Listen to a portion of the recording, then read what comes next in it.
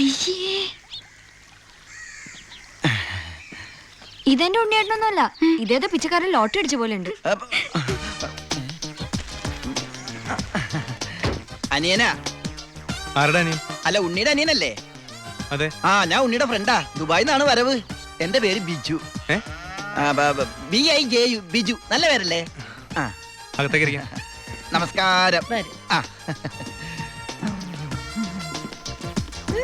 Sisters ആണല്ലേ? അയ്യോ,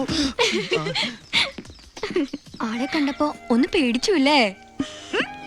പേടിക്കണ്ട, എന്റെ ഏട്ടൻ നല്ല സുന്ദരക്കുട്ടപ്പനാ.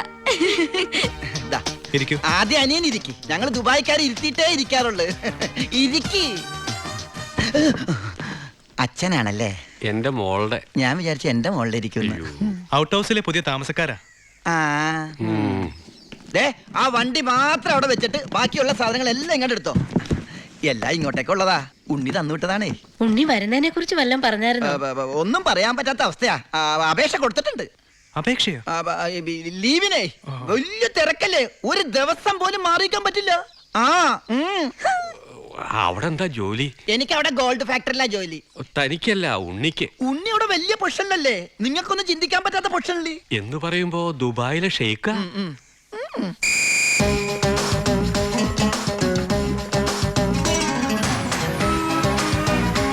അസ്സലാമലൈക്കും.